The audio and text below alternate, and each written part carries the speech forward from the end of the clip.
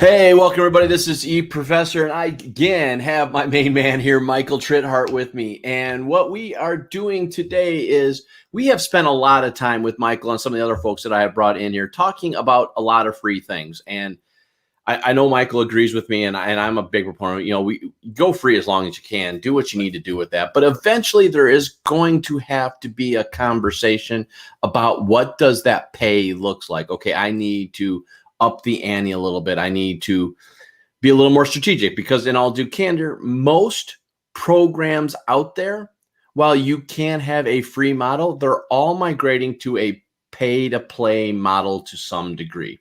So you need to know what's going on and have that plan in there, right? Have that situation going on. So we're going to kind of talk about that today.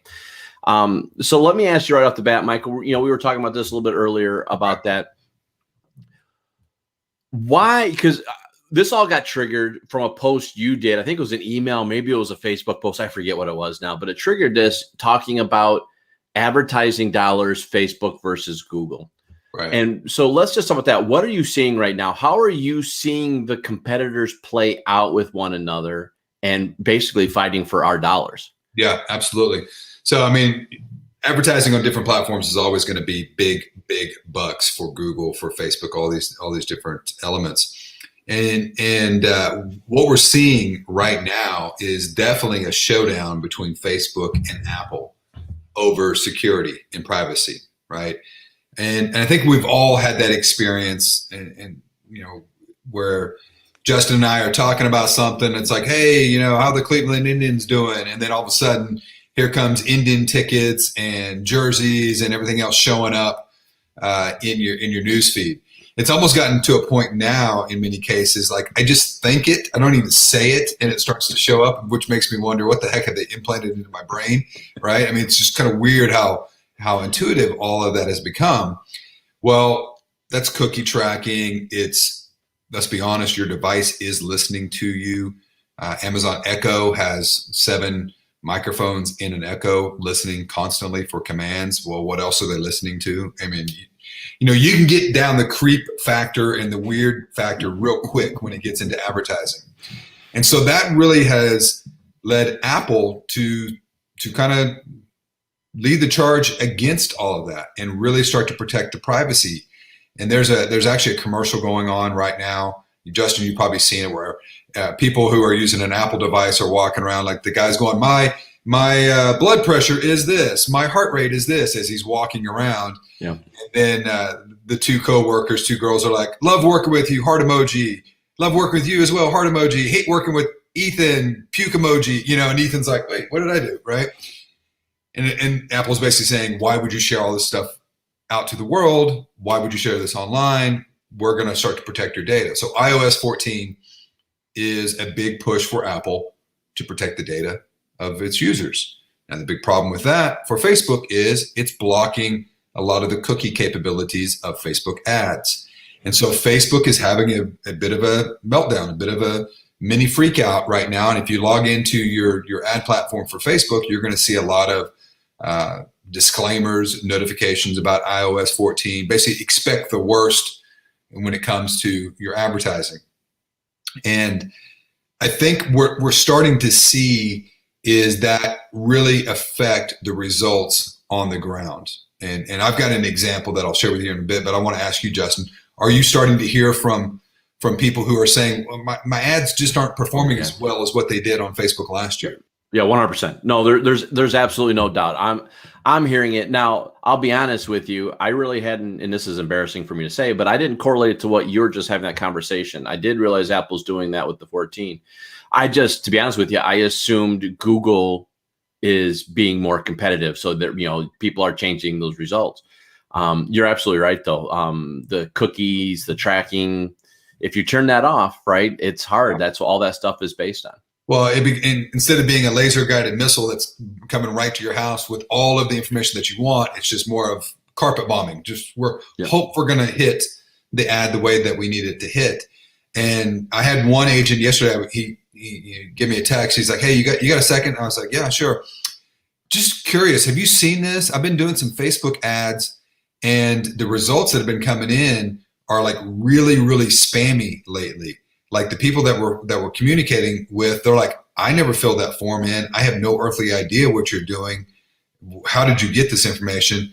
And that made me think, I'm like, I wonder, and this is just pure conjecture at this point. I wonder if Facebook is starting to try to puff the numbers a little bit to keep that up, because quite honestly, they have lost half of the market with Apple and all the users going to iOS 14. Like the market is just dropped out. It's gone on that Apple side. So I'm just curious. I don't know if, this is only one phone call, but if Facebook's starting to try to puff the numbers a little bit to make it look like it's still a viable platform for advertisers. And you got to think about it this way, right? I mean, so it's the unfortunate perfect storm for Facebook as far as this goes, right? So 2 years ago, right, pre-pandemic, they got really hit pretty hard with privacy issues in a major way. People were starting to discover things about people that we weren't supposed to discover. Yep. So you saw Facebook take a dramatic shift in their model, or at least publicly. Right. Behind the scenes, different conversations. They're still tracking that data, but we're not going to put it out there like what we were. Right. And they were really pushing groups, right? The theoretical private conversation. Right. Which we all hopefully know isn't a private conversation. And, as you just said, I'm going to assume Google's going to come out with the Pixel 6 phone here in a short bit. And I'm going to assume they're going to say the same thing. They're going to say, well, we're not going to let Apple one up on this. We're going to do the same thing, because they already spent time in their thing not too long ago, big on tracker, big on privacy, big on things like that. Right. So unfortunately for Facebook, what are they going to do? They got to do something. And, bots is an easy solution to fluff the numbers, so to speak. Exactly. Hopefully it's not true, but their model, like most public advertisers, is based on advertising dollars. And if they're not going to get it, then their model hurts big time. Well, and it's based on that. It's based on integrity. And that's another major hit across the bow to Facebook right now that's happening on a couple different fronts. So it's a very interesting time when it comes to advertising. So a lot of real estate agents are now going, okay, so Facebook may or may not be hitting like what it used to be with an advertising point of view, which actually leans back into what you and I train on, which is do all of the stuff naturally, right, instead of doing advertising. But then others that go, well, I do have some advertising dollar. Where should I be spending my time, money, and effort on that? And for years, we have had agents that will spend money with a company in the real estate world that starts with a Z and ends with Illo, right? And I've always been a huge proponent of not marketing on that platform, because it is not in your best interest as a real estate agent. And a lot of people go, well, I make massive amounts of money off of this. And I'm like, well, you may make massive amounts of money off of this right now, like in the short term, but in the long term, you are basically feeding energy into the tsunami that's going to come in and wipe out your little village very, very soon, right? I mean, and we're seeing that happen at a more rapid rate, in my opinion, in the last couple of years with Zillow. And it's just one of those things where if you're advertising on that platform, you are pretty much dancing with the devil, in my opinion, when it comes to the future of real estate and the future of this industry. You should be focused on other platforms. You should be focused on natural opportunities to build and grow your business instead of marketing on a competing brokerage's platform. What's your thoughts on that, Justin? Well, and I look at it a little more generically, right? And I'm sure you do too, because I think your point is extremely solid, right? Why feed the beast that's going to eat you, right? I mean, all you're doing is prolonging the inevitable. Exactly. But I look at it from this perspective. I looked at the pricing, $200, $300, $400 a month to get into a zip code. And there was only 5 spots available. Now that made no sense ever. I mean, that was just them inflating their area. Yeah, exactly. I look at that $400. I'm going, folks, you got $400. I'll help you. Let's help you build landing pages. Let's help you effectively build your Google My Business. Let's do these things that you can control, and you don't have to live off of someone else's energy or someone else's feeding you, right? Feed yourself. Don't let anybody else feed you. Right. And I get it, right? Now, with that being said, what I always told other people is, while I'm like you, I'm not a proponent of, at that point in time, it was truly Zillow. Now they're all the same company, but I was not a proponent of that strategy. But I told them, I said, it does require energy. It does require the effort, right? You're going to have to spend time learning this. Right. Or hire someone like Michael and his team to do this stuff. If you don't want to, then fine, go use Zillow, but understand it comes at a risk. And so, yeah, I'm 100%. I agree with you. I just look at it from the financial dollars, that dollar could be so much spent, half of much, and much more effectively spent. Yeah, I mean, you're spending 400. What are you actually gaining from that? Right. That's what you need to think about, and also ownership of it all as well too, right? If I'm spending $400 to basically feed the beast, that $400 could go into a platform that I could own, can control, can build and nurture. And then we have a lot of agents too that go, you know what? I'm not going to give a dime to Zillow. I'm just going to take advantage of all the free stuff that they give me, and I'm going to stick it to the man. Well, the man's sticking it right back to you, because if you go in and you use the Zillow testimonial page and you want to have reviews for your business on that page, go look at that page. Right. That page that you're sending clients to. Hey, Justin, go check out my Zillow testimonial page. And when you go there and look at it, you're going to see advertising on that page, right? So I'm going to send Justin, my client, to go look at that, thinking it's going to validate me, when in fact, it's basically replacing me, because Justin's going to get there and go, squirrel, right? And then he's off looking on somebody else's ad, and I'm gone at that point. And so that is something that you just need to make sure that you have full, complete awareness about. Is these companies, these large companies, they want advertising revenue, and they're going to pretty much use any way possible to make that happen, even if you're using the free, quote unquote, free services that they're providing to you. Yeah. I mean, again, always understand, right? Free's always coming at a cost, whether we want to take time with it or not. It's always coming at a cost. It's either sacrificed functionality, it's either sacrificed stuff, but more or less for most of these companies, if they're smart enough, it's not sacrificing that stuff because they want you on it. It's sacrificing you. It's sacrificing your brand. It's sacrificing your identity. And that's where those struggles come from. So, yeah, I mean, I was talking about this other slide. I'm okay with a lot of these brands as long as you understand what you're getting out of it and how it is benefiting you, and more importantly, your clients, or not. Because again, as another product that we were talking about before we got started, I always get very frustrated with clients when they call me up and say, "Well, Adworks didn't generate me a lead." I said, "Yeah, so was it supposed to?"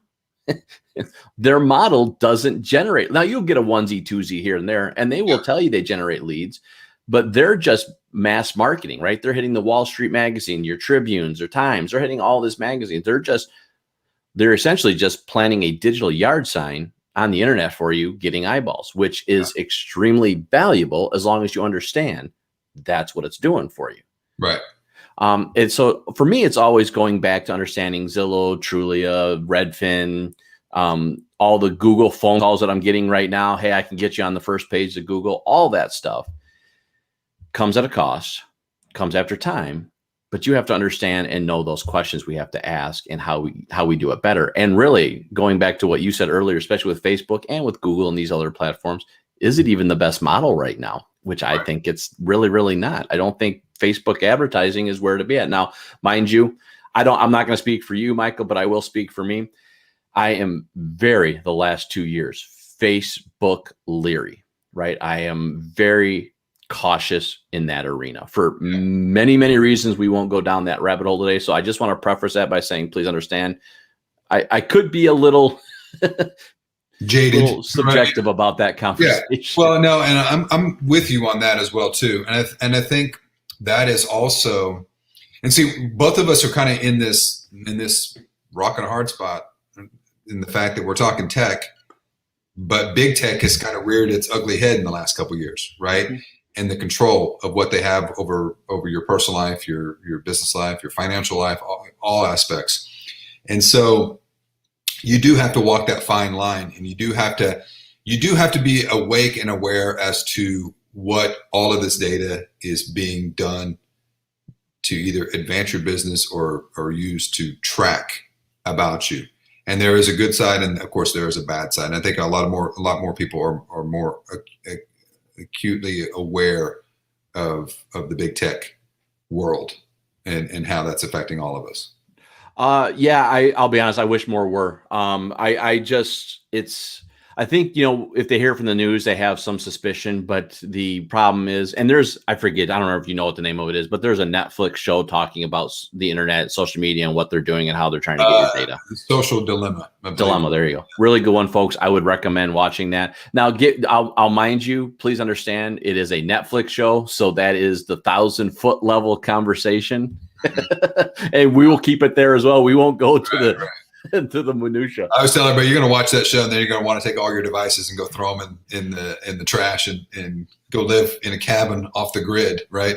But you're never off the grid. They'll fly a drone over and find you. Like it's everywhere. Well, heck, I mean, right now we've got Elon Musk putting 500 satellites across the air just to give everybody Wi-Fi. I mean, You're not getting away from anything. So with that rabbit trail, let's go back here. So understand that, Facebook has some risk. And if you want to advertise on Facebook, you are losing 50% of your audience right off the bat, right? 1.5 billion daily active users. That's down to 700 million, which isn't a horrible number. No. And keep in mind too, that's now, right? That's now. The worm always turns, right? There may be some type of change some type of agreement that Apple and Facebook agree to in the future, or, something else happens. But I think that's another thing too, is a lot of people are applying the marketing advertising principles to their business that applied 3-4 years ago, because that's when they set it up. And you have to be acutely aware of what's going on, because it does change, and it does change rapidly with tech. Well, and that brings up the next great point. So I guess here's my question for you. I look at it like right now, okay, Google's probably got a little better advertising push to it. Now, again, I'm a pro Google guy. I'm Android, I'm all that person. So I got a little better perspective on that, and I'm a pro on that perspective. But knowing that, most people that are using advertising models right now are using it 3 years ago, what we taught 3 years ago. Mm-hmm. That's no way working today. Probably worked pre-pandemic, but it has not worked since pandemic. Right. What would you say what are you doing now, or what are you teaching now? What are you teaching as far as advertising, whether it's paid or not? I mean, we're talking mostly a pay model, but there are free solutions to get out there as well. What is your digital marketing solution today? What does that look like? So that's a good question. So in my opinion, if you're going to do advertising, you can't dabble in this market, because it's a slow bleed by 1,000 paper cuts. If you just kind of do a little here and a little there, and then after a while you look up and go, well, I just spent over $1,000 and I got nothing, right? I mean, it's one of those type of things. Boosting a Facebook post, that has been out for years. Like that's a joke, right? I mean, might as well take your money and go throw it in the toilet. That's what you're doing at that point. And I think a lot of people are still trying to dabble with the advertising and have their assistant kind of figure it out. If that is you, then you need to navigate toward the Google products that we've talked about in the past, like Google My Business and Google My Maps, all the stuff that you can do for free. Put your time, money, energy, and effort into doing the free platforms. If you have and this is more for the mega agents and the teams, if you have the capital and the funds, then you need to be using third-party companies that know exactly how to work these algorithms to really see the results that you want to see. And one of those, excuse me, I sent you the link, Justin. I don't know if you want to pull that up so they can see it here. There's a link that I have on my website, and it's a company, and the company is actually called V as in Victor, V Digital Services. And I was talking to Christian from that company, and we were talking about advertising and everything else. And I said, so what do you guys do? So tell me exactly what you do. And he says, well, you've heard of geofencing in the past, right? I said, yeah, absolutely. And Justin, I'm sure you know geofencing. And those that don't, that are on this call, Prime example is we all fly to New Orleans. We land at Louis Armstrong. We're taxiing to the gate. What does everybody do? They grab their phone, they check their emails, and then they invariably go out to Facebook just to kind of piddle while you're getting to the gate. Well, guess what shows up in your Facebook feed? Here comes the World War II Museum in New Orleans. Here comes all the restaurants. Here comes, French Quarter, all that other type of stuff, that Bourbon Street stuff that pops up, because we've landed in that geofence, or in many cases, we have driven through a geofence, and the ads come up. And he says, so that's a geofence, but what we actually do with programmatic device ID tracking is take that to the next level. And he goes, prime example. Today, we all go to a concert in downtown Dallas. It's a country western concert, and there's 1,000 people there. For the next 6 months, we are able to track every single device that was at that concert or was in the area during the time of the concert, even if they just drove by, maybe heard the music. Oh, that's interesting, country western. And then we can retarget that device with an ad for another concert in Fort Worth or anywhere else. And I said, that's pretty creepy. And he's like, yeah, it is. It's like, we don't need you to go to a website. We don't need you to do this. We just need to know where you want to look and see where these devices were at, what date, what time, what location, and duration of that. And then we can retarget them. And so I was like, okay, wait a minute, time out. So what you're saying to me is, if I'm part of a luxury team, mega agent team, and I say that because this isn't cheap, right? There's money behind all of this. But if I'm part of a fairly large operation, I could set this up, and for all of my open houses, anybody who comes to the open house, maybe drives down the road, I could retarget them with other advertising for my business. And he's like, yes, we could. And of course, right now in the whole world's market, not even the United States, but the whole world market, it's a seller's market. So you don't even really need an open house right now. It's pretty much put a sign in the yard, you got 50 offers in a day. Well, that worm will turn again as well. And you will need assistance to market your open house. And then right now, a lot of new home builders, they don't really need or want the real estate agents, because that's the way the market is. They don't need you at this point, but they will need you at another point in this market. And so that's where this system can come into place as well too, because you could go in to ABC Builder and say, hey, you know what? One of the things we can do, I've got a program that for anybody that walks in the door to this model home or even drives down the road, we could retarget them. And I could direct them to a landing page about your product, or my ClickFunnels, or whatever the case may be. So that's the power of programmatic device ID tracking. And when I was talking to Krishna, I said, okay, this is intriguing. Just out of curiosity, who are some of your top clients? And he said, well, our number one top client is Toyota headquarters. Oh, yeah, that makes sense. Yeah. And so they're headquartered here in North Texas. And Christian's like, okay, Justin, you're thinking about going to buy a car. What day of the week do you go to look at the car, to kick the tires, but don't want to be bugged by the salespeople? Sunday, every day. Sunday, right? Because nobody's there. But the problem is, if you go to a Toyota dealership, they know you were there because they have programmatic device ID tracking set up on all their dealerships. As soon as you walk onto the property, cross over that little barrier to go look at the cars, they know you're there, and they know, and you're going to be retargeted at that point with Toyota advertising. So the first question I asked me this, because you made a statement to this earlier, and like I said, I do think I understand this, but I know you know this way deeper than I do. This isn't real time. You could, in theory, backtrack this data, correct? I could backtrack this. According to this company, I can backtrack back to 6 months. Right. That's what I was thinking. There's enough. Most cellular data companies keep enough of that data public anyways, that you can come back and track that stuff. So let's say that we put together for instance, 2 weeks ago in my neighborhood, we had a community garage sale. Right. It's a HOA led event where you can only do a garage sale twice a year. And we had a real estate agent who coordinated all of that. because I've taught them how to do all of that. That's part of the community marketing that you can do for free. Well, she could go back, use this company and say, hey, pull all of the devices, all of the phones that were in the neighborhood on that Saturday from 9 a.m. to 2 in the afternoon, and I want to retarget them. I mean, that's one example. You can do anything you want. Now, the assumption obviously is now, because there's other ways to pinpoint this data, but the assumption is right now they're using location services based on the cellular data, right? They're not using triangulation or anything like that, because that would be warrant style information. Exactly.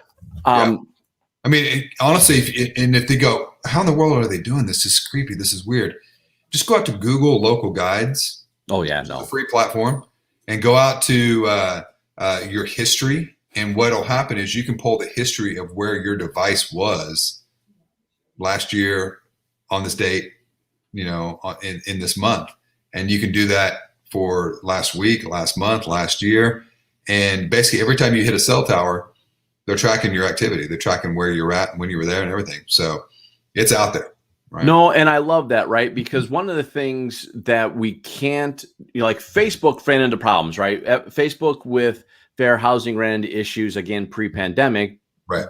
That they had to really take away some of the search criteria, which was most likely the right decision to make, right? We'll see how that turns out in the end. But what I love about this is, well, quite literally behavioral tracking. Yes. Right. I mean, that's quite literally what this is. Migration tracking, right? Track the herd, basically. Right. Well, I mean, yeah, exactly. So this could go way deeper, way more interesting, right? You could be looking at this. If they were keeping the data, you could go back and utilize this data and say, okay, when was this neighborhood most visited the last 3 months, right? Give me the last year. When was this most visited? Okay. I want you to list a home between these 3 months, right? Yeah. You could look at just what you're talking about, those migration strategies. This is fascinating. Yeah. I mean, you could go to a consumer, a potential seller, and they're saying, well, is now a good time to sell my house? Right. And you could pull the data and say, well, yeah, look, this is the traffic that we're seeing in this area, in this neighborhood, people, versus other areas. I mean, there's so much you can do with this type of data. Now, with that being said, going back to my original conversation about this. Sorry, that was a rabbit hole. So that's okay. No, I mean, it's a good rabbit hole, right? Because it's all connected. But going back to my original conversation on this is not for every agent that's out there, right? And those that are kind of dabbling with the $40 to $60 to $100 a month in advertising, in my opinion, right now, based on the market conditions, based on everything that's happening, you're wasting your money, right? You need to be putting your time, money, and energy efforts into a lot of the free things that you can do, such as Google and Google My Business, the mapping systems and landing pages and things like that. But if you have the funds to do this, then I think you need to look at it. And the minimum, I was talking to Christian, I said, so if I wanted to do this, what is the minimum? He said, minimum monetary amount monthly is $800. And actually, we don't advise that because you're not able to pull all the data.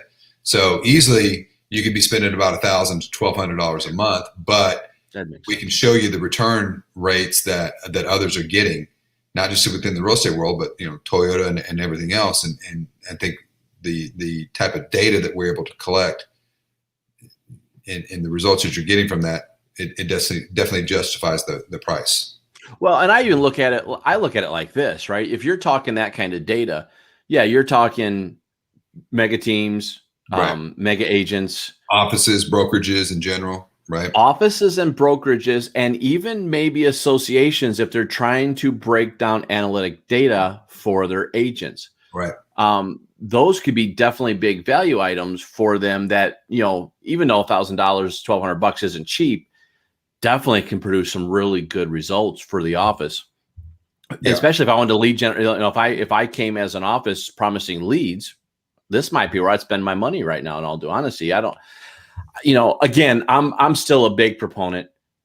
build the landing pages, know your audience, build that from that Right. perspective. But Right. this is that next step. This is definitely that next conversation. Now you know who you're marketing to. Still got to have those landing pages. Still got to have those capture tools. But this is huge. Yeah, because if I'm a broker and I'm saying, well, I'm going to generate some leads for you, and in years past or maybe currently I use Zillow. Well, that goes back to our original message about Zillow is basically you're a brokerage that's paying another brokerage to generate leads for you. So who's ultimately going to benefit from that in the long run? It's not going to be you. Whereas here with your partnership with V Digital Services, you have ownership and control over the data that's coming in, and they're not going to compete with you in that space. They're going to just provide this information to you, guide you in the proper direction, and then you can start to put together your landing pages, your click funnels, your websites to generate those leads. And I think it's going to be far more beneficial to you that way. Yeah, I would hope throughout this is probably the fourth time I've had you here. I think the conversations that I think hopefully everybody can understand when we're talking is we're about you building your business, your brand, not someone else building it for you. Control of your future. That's what we want you to do. So I don't want to get away from this conversation completely, but I do think it does bring up a point, because I look at this saying, okay, I do want to spend some money. Yeah, okay, I get that it's not $100 a month, but maybe it's 500. Okay, I can't afford this. What would I do, right? Or you said hire a third-party company to start doing that advertising for you. Mm-hmm. So let's backtrack this 1 second, because I think it all ties together. Because I think even if you're going to hire this third-party company that we're talking about, you still have to know the right questions to ask. Right. So what are those questions you need to be asking if you're going to hire a third-party company to do this advertising for you? How do I know I'm going to get the right people? Because I'm going to tell you right now, and I'm going to go on a small tangent on this because this is what I see going on a lot, and it scares the heck out of me. There's not many of you out there, Michael. There are not many realtors that have a marketing social media business that they do that understand our industry. And they go out and they hire a chamber member, or they hire, and I'm a big advocate of it, right? They hire a college intern, which I think is a great model. But they get in trouble because now they're advertising in ways we're not legally allowed. Right. So with that being said, what questions, if I'm calling you or I'm calling someone like you or another company, what questions do I need to be asking? What do I need to know that I'm bringing the right person into the game? No, I mean, because that's a great point, because it pretty much is the Wild West out there when it comes to social media and web design, and anybody's cousin, brother, neighbor, sister, whatever is a web designer or social media guru, right? I did it for about a month and a half. I said no. Yeah. I mean, what Instagram is, you basically have influencers, right? Anybody can be an influencer. Okay, whatever, right? What's the certification behind that? So yeah, I mean, I think before you even ask questions, you need to understand to yourself and to your team, what are our goals? What do we want to accomplish from this? Is it just brand awareness, or are we actually trying to get X amount of transactions, monthly, yearly? And I think if you go in and have that mindset, that's going to help you to ask the right questions. I think another question that you need to ask people too is, especially if they're going to be working on a website or any type of platform like that, is tell me everything that you guys do. If you're building out a site or you're building out a click funnel, what's your focus on mobile users? Because that is 90% plus of the platforms. And I've seen way too many websites and platforms that were built with the laptop and the PC in mind, and then they go, oh yeah, we forgot, we need to make this a little bit more mobile responsive. So anybody that you're using from a hardcore design point of view, they need to be mobile first. But then also, if I'm going to go out and hire companies to do some social media marketing for me and maybe do some paid ads, we want to create custom content. We don't want to go out and just have canned spam that's going to be sold to Justin, it's going to be sold to Michael, it's going to be sold to 30 other agents down the road, right? What makes that unique? So I think you need to have conversations with them about the content as well. And this bleeds over into advertising, but also is a big part of your search engine optimization, the SEO aspect of all of this. And I think a lot of people have, because of Zillow, because of Trulia, they've all had the mindset of, oh, SEO doesn't work for me anymore because those companies have dominated that. That's absolutely false.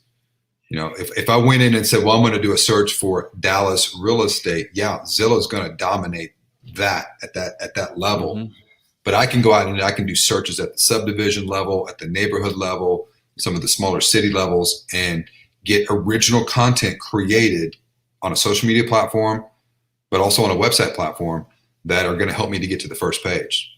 So I've got to, like, for instance, we've been doing this a long time. We've been training real estate agents now for 20 years, but I've got a team, and on my team, I've got a blogger, and she will go in and do a hyper-focused blog search result for various agents. Like, it sounds like this is a person, Stacy Green. It's not. If you do a search for Stacy Green, Allen, Texas, Stacy Green is a subdivision, a little mixed residential group of businesses and personal space in Allen, Texas.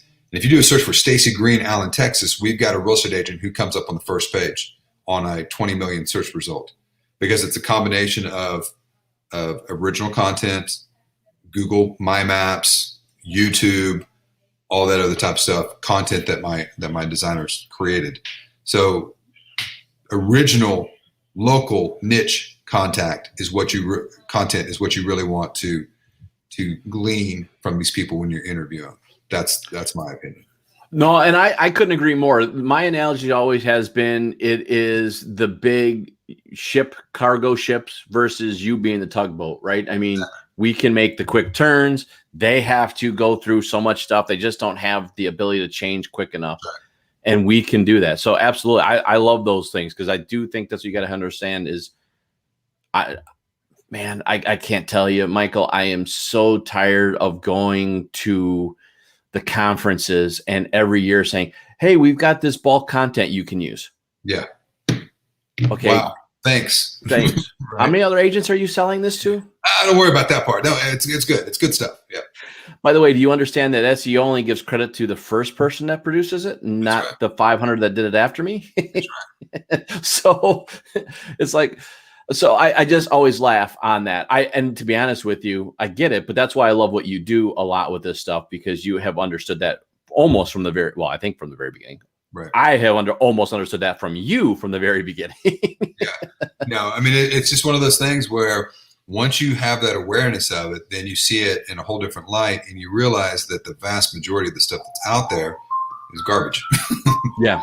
Got a little bit of music playing in the background. That's my daughter doing her drum lesson in music. Nice. I like that. So we got a little theme music happening now. Hey, I need to find one, so that works for me.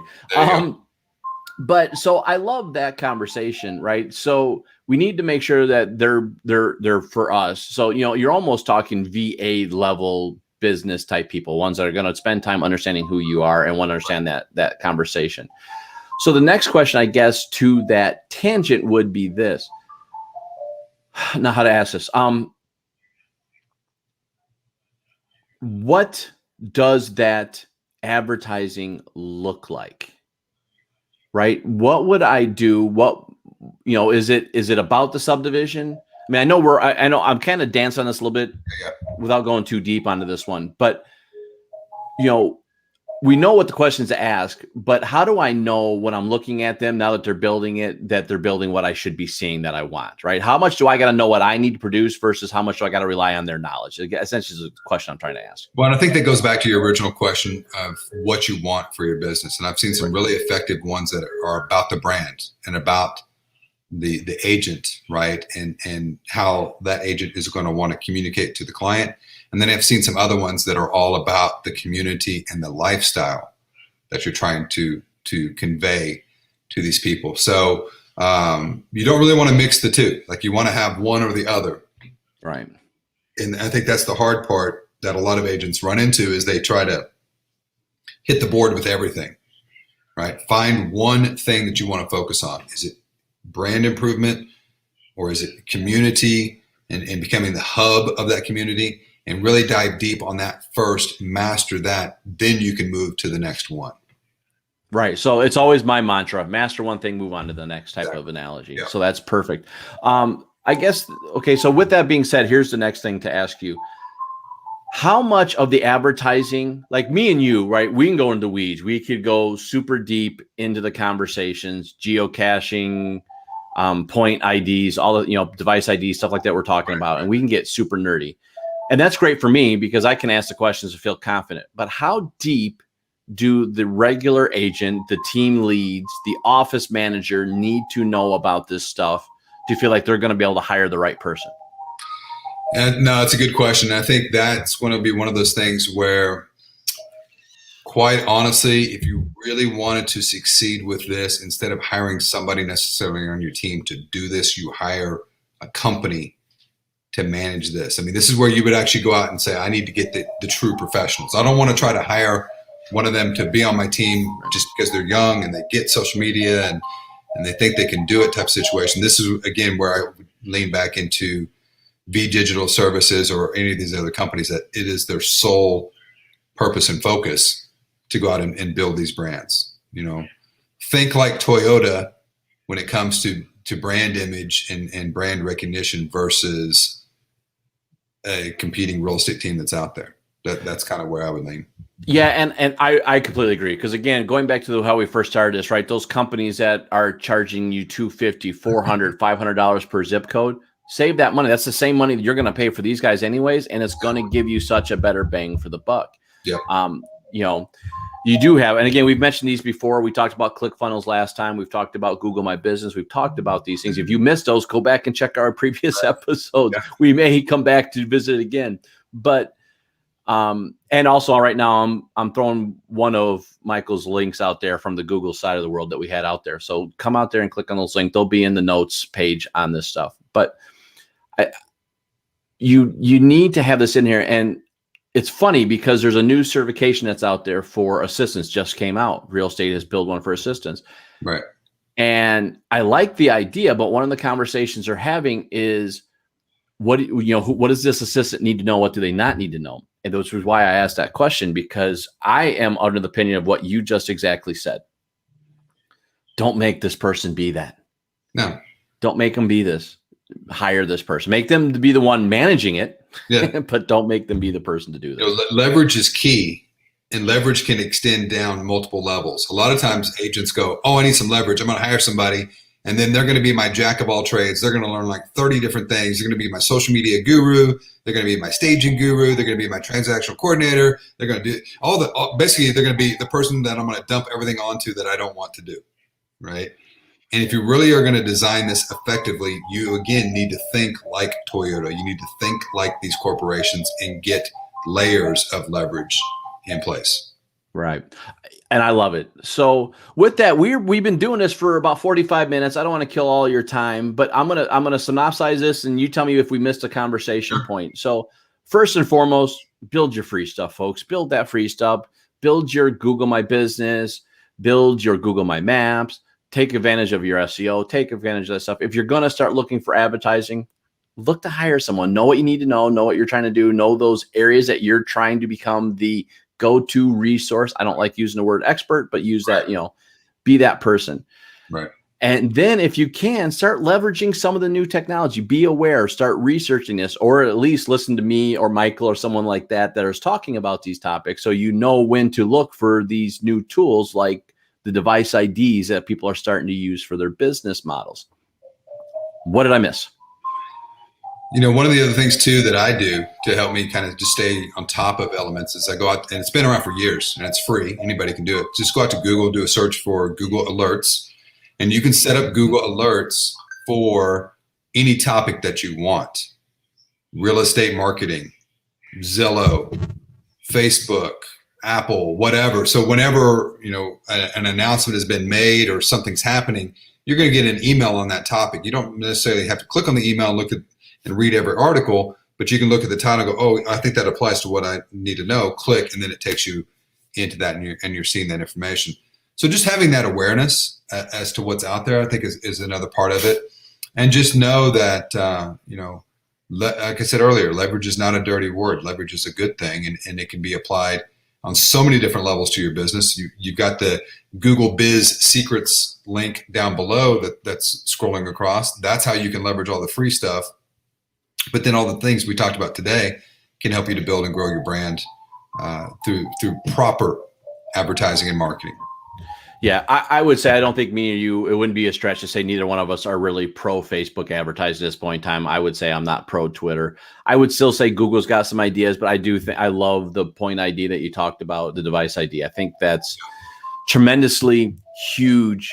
It's become harder and harder for the quote unquote normal everyday person to do the correct advertising. So why not go out and hire the specialists that know what they're doing, that are working with companies, again, like Toyota, that can take it to the next level with the advertising. And what I love about this, as I said at the very beginning, I love when you started mentioning, because the first thing I started thinking about is behavior. And that's one of the best ways to start capturing some of this information is we all have behaviors, we all have tactics, we all have habits that we have built in. Yep. And this actually utilizes that ethically, which I think is absolutely huge. What else? Okay, so Michael, you tell me where you want people to find you, things you want. I got the one out there now. I keep bouncing between the two. I'll put them in the stuff, but it's your time to brag. And if any questions whatsoever come up on Google, on advertising, on anything we've talked about, not just in this session, but in the previous ones, all you got to do to reach out to me is just go out to michaeltritthart.com and hit the contact me button and fill that in. I'll reach out to you. If it's one of those things where you want my website design team to assist and look at maybe creating a build out for you on a ClickFunnels or WordPress, we'll get you in touch with the team. If you're looking to do some additional training / coaching, we have that opportunity as well for individuals, or we can do some group training. And that training can be in person. It can be via Zoom, whatever platform that you desire to have it on. We definitely can help you to build and grow your business that way. So yeah, been doing it for many years. Wouldn't say we've mastered it because we're always learning new stuff.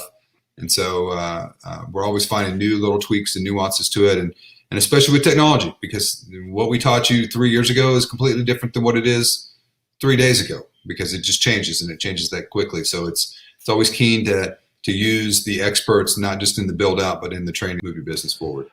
Well, thank you, Michael. And one of the things I always do say as I laugh, and one of the things I love that me and you do is we teach and coach on training, on technology. And the nice thing about that is that's ever evolving. So we're never out of anything. We're never out of topics, that's for sure. Right. So thank you, sir. Thank you for your time. And we will chat soon. All right. Thanks, Justin.